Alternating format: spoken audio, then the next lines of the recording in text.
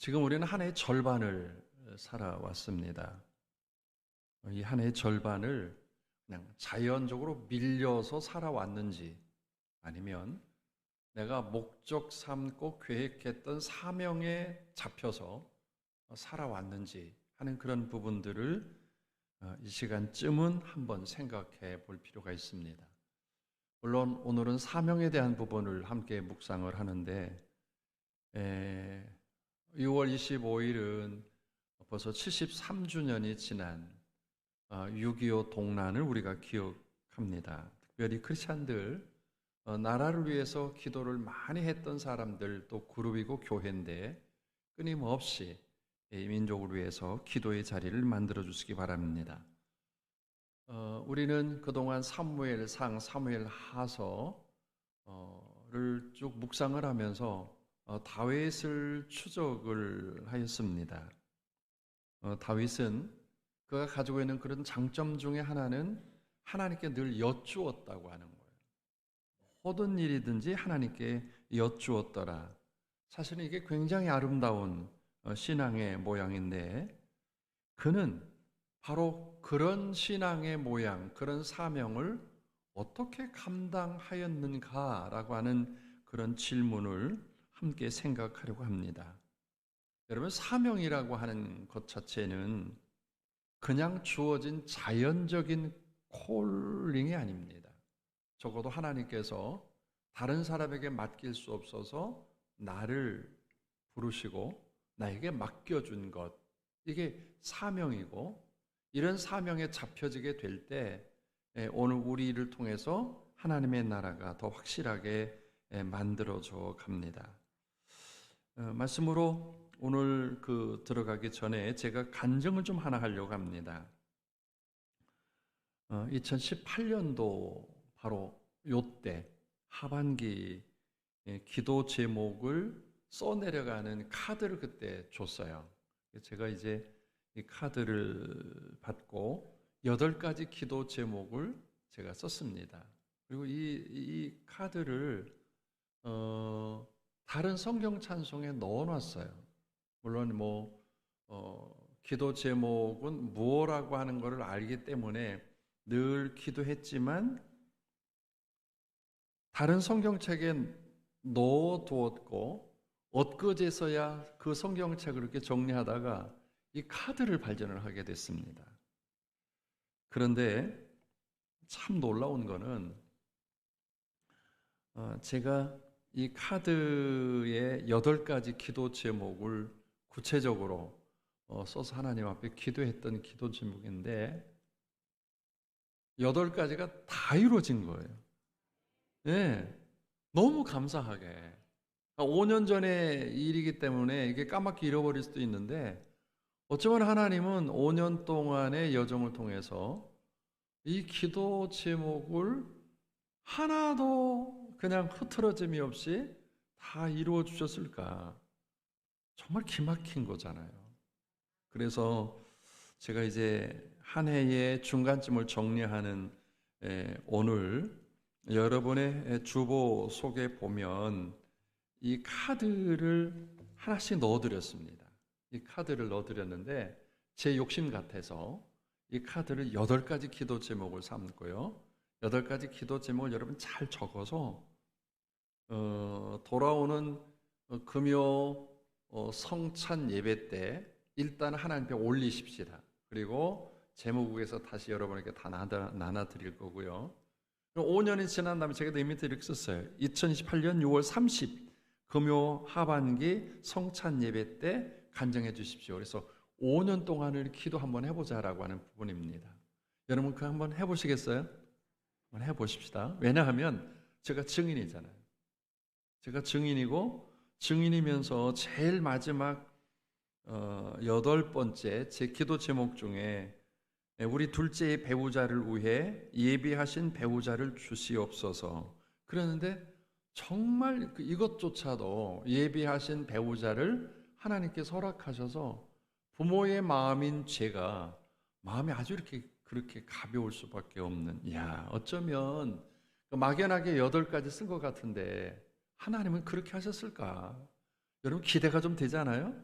아멘이죠. 그래서 여러분 주보 속에 꼭 넣어드리는데 막연하게 하면 막연해져요. 그러나 8가지 기도 제목 한번 콕 써서 돌아오는 금요 월삭 성찬 예배 때 함께 참석해서 하나님께 올려드리고, 그리고 5년이 지난 다음에 정말 기뻐 춤추며 간증해 볼 수 있는 우리 모두가 되기를 바랍니다. 자, 오늘 저는 여러분과 함께 다윗이라고 하는 사람에 대한 이야기를 하려고 합니다. 다윗에 대한 스토리인데, 다윗은 2가지 아주 특별한 장소에 있었던 사람이고 2 특별한 사람을 만났던 그런 사람이기도 합니다. 2 장소 중에 한 곳은 엘라 골짜기, 골리앗을 만났던 엘라 골짜기고, 그리고 다른 한 곳은 다윗 왕궁의 옥상에서의 사건입니다. 엘라 골짜기는 골리앗이라고 하는 육척 장수가 등장하는 그런 자리고, 왕궁 옥상은 밧세바라고 하는 여인이 등장하는 장소이기도 합니다.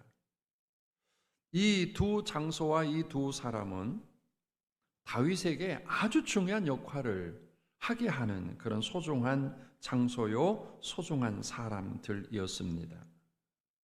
다윗은 이 2 장소와 2 사람을 통해서 성경이 우리에게 주시는 메시지가 뭔가 하면 사명이 어떠냐 말이에요. 사명.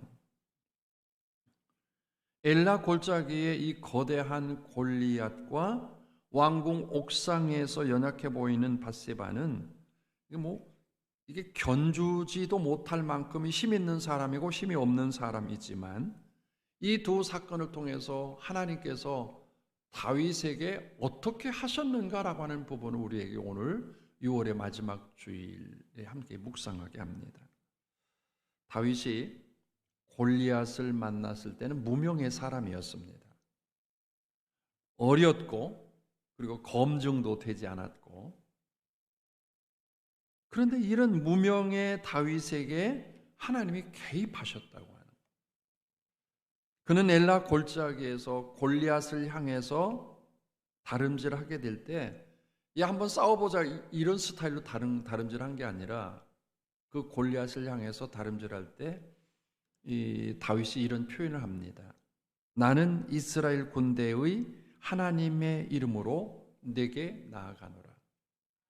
나는 그냥 싸우는 게 아니라, 내가 칼잡이 젊기 때문에 칼 잘 쏘는 게 아니라 하나님의 이름으로 내게 간다. 바로 이게 사명이라. 그런데 2 번째 장소였던 다윗 왕궁에서 밧세바를 만날 즈음에는 다윗은 그때는 성숙했어요. 그리고 유명했고, 그리고 철저한 검증을 거친 믿을 만한 사람이었습니다. 그런데 그 궁중의 옥상에서의 다윗의 모습은 저녁 때에 그의 침상에서 일어나라고 하는 그런 표현을 보면, 이게 엘라 골짜기의 다윗이 아니라 상상하지 못하는 게으름뱅이의 다윗의 모습을 보게 되어집니다. 물론 더운 나라이기 때문에 낮에 잠을 잘 수 없고 저녁 때 서늘한 때 잠잘 수 있다라고 그렇게 이야기하는지 모르지만, 이 성경에 드러나는 이 문장을 보면 다윗은 꽤 게으른 사람으로 성경은 말씀하고 있습니다. 이런 2 상황, 엘라 골짜기와 왕궁의 옥상에 다윗에게 준 사명에 대한 부분을 다윗은 어떻게 그 부분을 만들어가고 있는가. 그런데 우리가 결론을 이미 다 아는 것처럼 엘라 골짜기의 사명으로 있었을 때는 다윗이 성공했고요, 왕궁의 옥상에서 저녁 때까지 잠을 퍼지게 자다가 기지개 하고 일어났던 다윗의 모습은 실패하고 맙니다. 오늘 우리는 엘라 골짜기에 어쩌면 서 있는 사람이고, 그리고 이 정도쯤에 먹고 마시는 것이 넉넉해서 왕궁의 옥상에 거닐면서 삶을 꾸려갈 수 있는 조건들이 주어진 그런 삶을 살아가고 있는 우리들입니다. 그런데 오늘 이렇게 엘라 골짜기와 왕궁의 옥상에 있는 우리들이 나에게 주어진 사명에 대한 부분을 나는 어떻게 하고 있을까? 오늘 봉독한 구약 성경 사무엘하서 11장을 가보면 다윗이 성공했다고 할 그 즈음에 어둠의 세력들이 다윗을 공격해 오는 것을 성경을 통해서 볼 수 있습니다. 사명자는 늘 긴장을 해야 돼요. 저녁 때까지 잠자면서 기지개 펴고 일어나서 아이고 이런 차원이 아니라 오늘 다윗에게는 왕궁의 옥상에도 꽤 긴장하면서 있어야 되는 그런 자리라고 하는 그런 사실입니다. 다윗에게는 가까운 친척이기도 했지만 암몬이라고 하는 그런 족속과 늘 싸움이 벌어집니다. 이 암몬은 이스라엘과 싸움을 싸우다가 뻔히 질 것 알면서도 도전해 오는 거예요. 이게 굉장히 고민스러운 거거든요.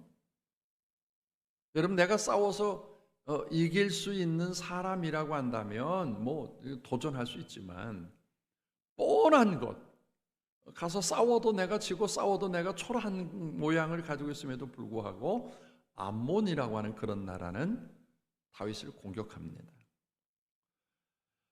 사무엘하서 10장 14절 말씀을 보면 성경이 이렇게 기록했어요. 암몬 자손은 아람 사람이 도망함을 보고 그들도 아비새 앞에서 도망하여 성읍으로 들어간지라. 요압이 암몬 자손을 떠나 예루살렘으로 돌아가니라. 이게 암몬 사람과 싸워서 이겼다고 하는 거예요. 그리고 오늘 성경 본문의 말씀을 보니까 해가 바뀌어져서 다시 암몬이라고 하는 나라가 다윗을 공격합니다. 요압이라고 하는 다윗의 명장이 있었는데 이 요압 장군에게 다윗은 명령을 했고 이 요압 장군은 암몬의 수도였던 납바를 포위해서 이제는 이 포위하는데 죽느냐 사느냐, 그리고 그 포위해서 이기느냐 지느냐라고 하는 공방전을 한참 벌이고 있을 때 다윗은 어디 있느냐 말이에요. 성경은 이 다윗이 사무엘하서 1장을 보니 11장 1절을 보니까 다윗은 예루살렘에 그대로 있더라. 사실은 당시의 장수나 아니면 왕들은 전쟁에 나가서 군인들을 격려하는 일을 합니다. 왕복을 입고 북을 치고 전진하라, 할 수 있다, 우리는 암몬은 아무것도 아니다, 막 격려하는 일을 이 왕들이, 장수들이 했는데 성경은 다윗이 지금 어디에 있는가 하면 그냥 왕궁에 있다, 예루살렘에 있다고 하는 그런 이야기를 쓰고 있습니다. 암몬의 수도 랍바를 공격하는데 어떻게 싸워서 정복하느냐 패배하느냐라고 하는 절체절명이 있었을 때 왜 다윗은 그 싸움의 현장에 나가지 않고 왕궁 옥상에 있었을까? 왕궁에 거하고 있었을까? 이게 바로 다윗이 사명이 결여됐다고 하는 사실을 성경은 알려줍니다. 이제는 다윗에게는 모든 것이 다 이루어졌습니다. 왕궁에 와서 삶을 꾸려갈 만큼 모든 것들이 다 완벽하게 다윗은 성취되었어요. 그런데 그런 모양을 가지고 있던 다윗이 놀랍게도 사명의 자리에서는 직무유기를 하고 있었다고 성경은 이야기합니다. 다윗이 왕이라고 하는 그런 자리에 사무엘하서 11장 2절 말씀을 보니까 저녁 때에 다윗이 그의 침상에서 일어나 왕궁 옥상을 거닐다가, 저녁 때에 지금 암몬 수도 랍바를 무너뜨리기 위해서 치열한 전투를 하고 있는데 저녁 때까지 아무 상관없이 이 다윗은 잠을 자다가 일어났더라. 저녁 때까지 잠을 잤다고 하는 말은 그의 사명을 망각한 겁니다. 싸워서 지든지 이기든 별 상관없어. 그냥 군인이 죽든지 살든지 난 별 상관이 없어. 이게 왕궁의 안락함을 누리고 있을 이때 사단은 다윗의 약점을 정조준하고 있었던 겁니다. 사명자들은 늘 자기 자신에 대한 관리가 필요하죠. 엘라 골짜기에서의 이 다윗은 어땠습니까? 사실 엘라 골짜기의 성경의 스토리는 이새의 세 아들, 8명의 아들 가운데 세 아들이 지금 사울과 함께 골리앗과 치열한 전투를 벌이고 있는 것을 이새가 너무 안타깝게 여겨서 의문품이라도 좀 전달해 주기 위해서 막내였던 다윗을 부릅니다. 이 다윗은 빵, 치즈 10덩이, 그리고 볶은 곡식 12대 뿐만 아니라 여러 양식을 가지고 등에 메고 지고 또 들고 60리길을 걸어서 엘라 골짜기로 가게 됩니다. 사실 60리길 양식을 치즈 10덩이, 그 다음에 떡 10덩이, 그 다음에 볶은 곡식 한 말 2대 등의 양식을 가지고 60리길을 가는 것은 쉽지 않았어요. 그래도 다윗은 그의 형제들이 전선에서 싸우고 있다고 하는 그것 때문에 그 형제들과 함께 살아야지, 이게 공생성이라고 이야기를 하죠. 함께 살아야지. 그러나 예루살렘 왕궁에서의 다윗은 함께 살아가는 공생성이 아니라 자기만을 누리려고 하는 자기 욕심에 빠져 있는 모양을 보게 되어집니다. 여러분, 죄라고 하는 것은 우리의 신앙의 생활에 무수하게만이 우리를 공격할 준비를 하고 있다고 하는 겁니다. 죄라고 하는 히브리어는 하말티아라고 하는 그런 말을 사용하는데, 이 하말티아라는 말은 화살이 관역에 꽂히지 않고 비껴나간 것을 죄라고 이야기를 합니다. 죄는 사명이 비껴나갈 때 그게 죄가 될 수 있는 겁니다. 여러분, 아담이라고 하는 하와가 함께 살던 에덴 동산은 우리가 생각하기에 부족한 것이 좀 있었나? 아닙니다. 에덴 동산은 모든 것들이 다 완벽하게 준비되어 있는, 부족함이 없는 그런 곳입니다. 아주 풍족한 곳입니다.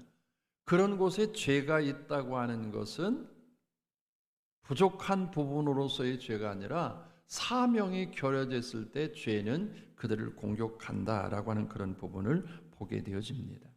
결국 이 아담은 그 자기에게 주어진 하나님으로부터 위임받은 그 사명을 잘 관리하지 못했을 때 에덴, 아주 그 우아한 기쁨이 있는 기쁨의 장소 에덴이라고 하는 그런 곳이 사명이 무너지기 시작을 했을 때 하나님과의 관계는 결국 허물어졌고 아단, 히브리어로 아단이라고 하는 그런 말로 바꿔지게 됩니다. 이 아단이라고 하는 말은 주색에 빠지다라고 하는 그런 뜻이죠. 결국 아담은 하나님께서 그에게 맡겨진 사명을 소홀하게 여겼을 때 에덴이 아니라 아단으로 변화되어지는 것을 보게 되어집니다. 결국 무책임한 의무 무시, 사명 무시가 사단 앞에서는 다윗에게 죄의 시선을 가져다 주었고, 왕궁의 옥상에서 저녁 때에 일어나 기지개를 펴며 걷고 있는 터에 멀리서 목욕하는 여인이 보였는데 아름다웠더라라고 기록을 하게 됩니다.